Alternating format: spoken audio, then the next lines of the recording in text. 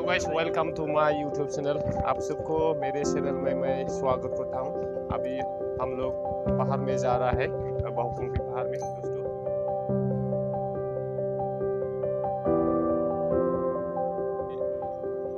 ये सब आप लोग ये वीडियो से देख रहे हैं ना, सब पहाड़ बहुकुंभी पहाड़ में जाने के लिए दा बहुकुंभी हाजोआव गाखोनो थाखाय बबे गारिजों थांगोन नोंसोरबो एसे नायदो लोगोफोर। जेब्ला बहुकुंभी हाजोआव सहैगोन अब्ला आं नोंसोरनो देखायगोन।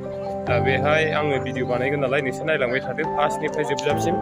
नायदो नैबे जोंनि गासिबो हाजो गाखोग्राफ्रा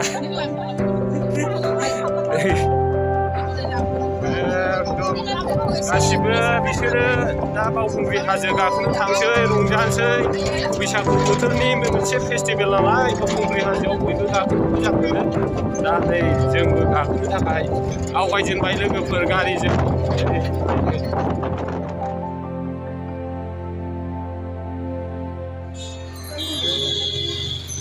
बे जाहैबाय जोंनि क'क्राझार सिटि, क'क्राझार टाउन।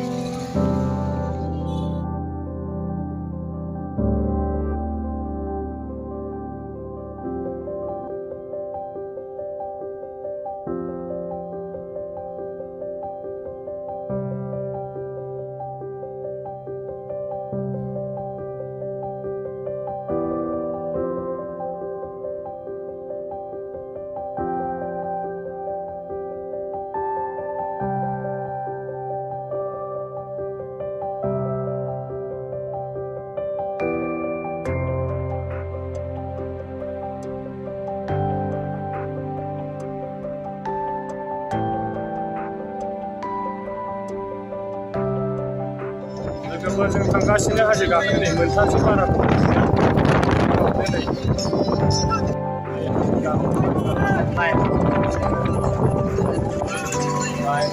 लामाफोरा थांनो जायगा दंना गैला जाखो नायदो। हाजो गाखोनो गासिबो थांजोबो बिसोरो, जाम जाखाबाय।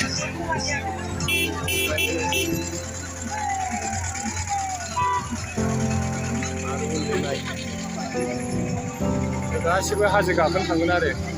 नायदो जाम जाबाय गारिफ्रा।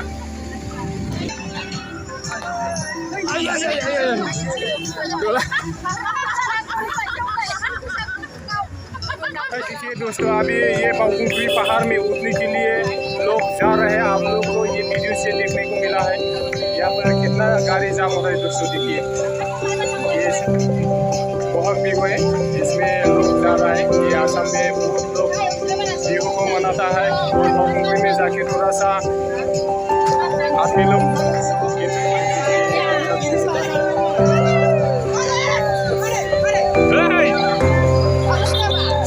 सिनायला नोंखौ।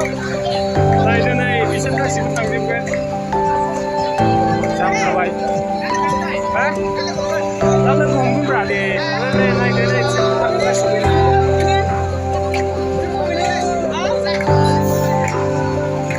गान खनगासिनो दं नै लोगोफोर। बास गंसेखा हाजो गाखोनो थांगासिनो दं आरो बिसोरबो रंजानो मोसानो।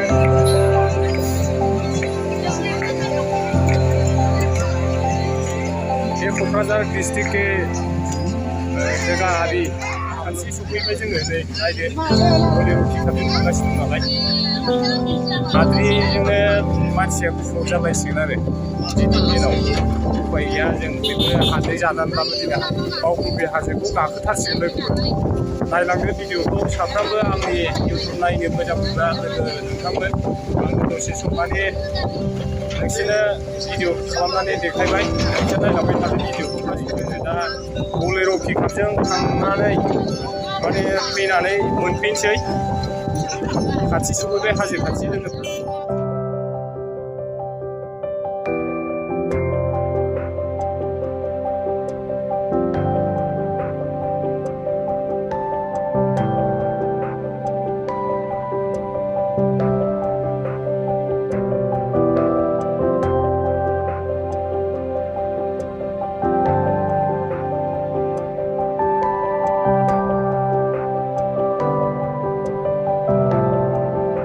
गारिखौ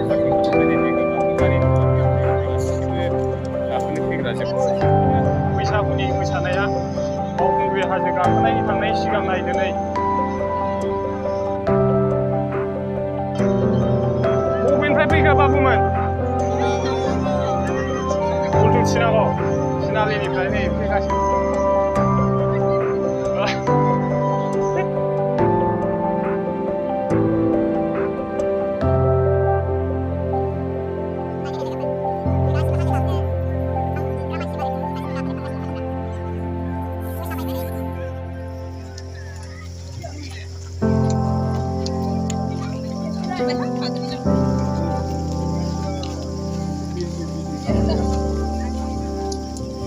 बयखौ नायदो दखानदारफ्रा मा फानदोंब्रा गय हरदोब्रा माथो लाजिना थाखो बिदिजों जायो हाबाब सेसलै नोंसोरजों दखानदारफ्रानो नै गिनासो खारबाय माबा केमेराखौनो गिबायसो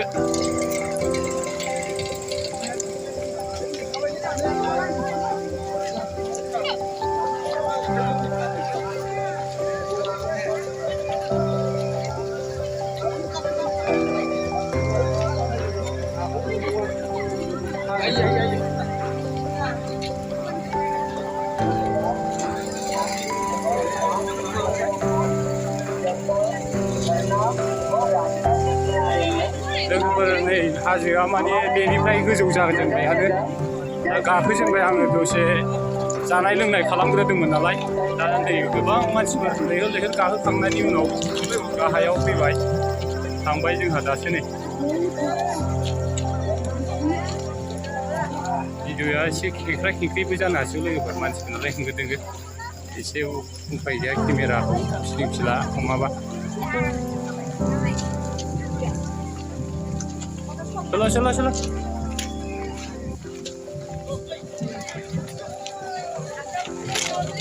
बेनिफ्राय जागायजेनबाय नै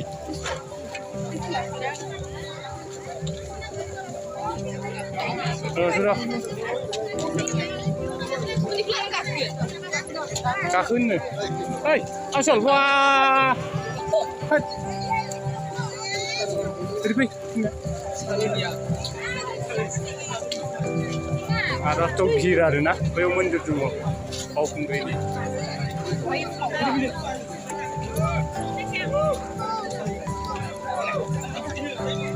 बे मन्दिराव बयबो खुलुमनानै हाजोखौ गाखोयो जाहाथे जेबो दाजाथों होननानै दिनै जागासिनो दैसा हिसाबै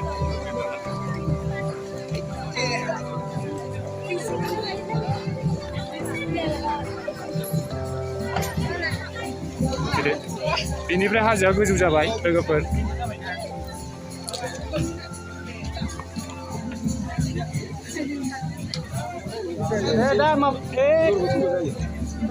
दा थाङो माबानानै होलांसै खुस्रा लायाखै नालाय थांनाय ओरै बैजोंसो ओरै फै नै बिसोर फैबाय गाखोखांनानै आरो माखासे गाखोगासिनो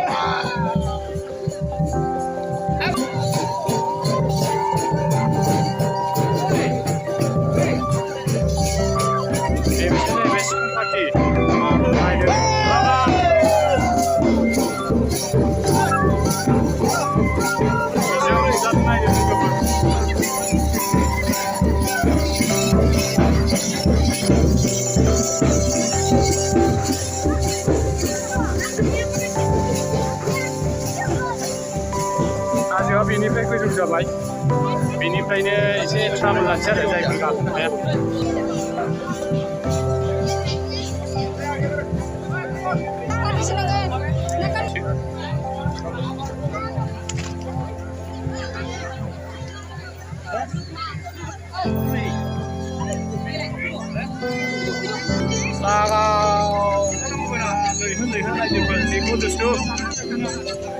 ये पहाड़ को बोलता है बावकुंग्री पहाड़ लोग सर के नीचे उतरा है अभी आप लोग मैं देखा रहा हूँ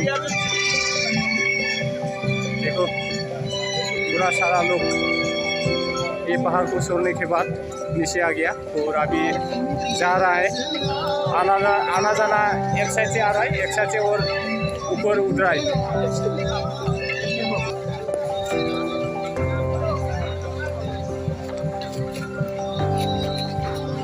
गाखोगासिनो जोंबो हम लोग भी अभी चल रहा है ये पहाड़ यहाँ से पूरा ऊपर होगी जा रहा है थोड़ा यहाँ पर बोटिंग हो सकता है कोई आदमी ये पहाड़ को कभी नहीं छोड़ा तो ये देखिए इधर से आ रहा है दोस्त देख रहा है ना दोस्तों मेरे जो जितना भी YouTube देखने वाला साथी है देखते जाओ वीडियो को फर्स्ट से अंत तक अभी आप लोग को दिखा रहा हूँ पूरा अच्छा लगेगा ये वीडियो को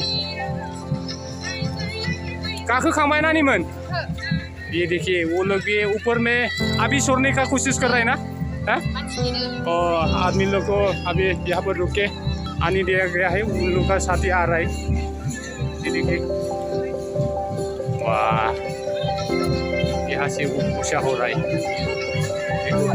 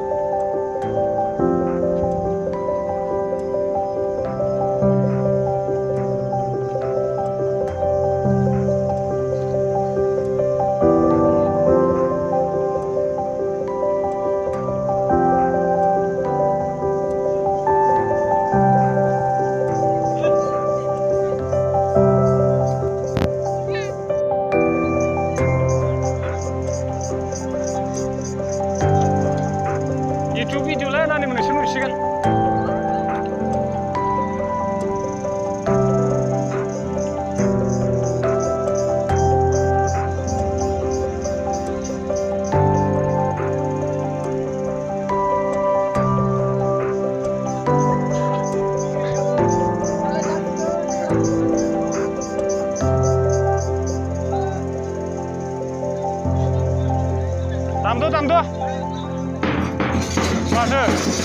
masuk. Wah.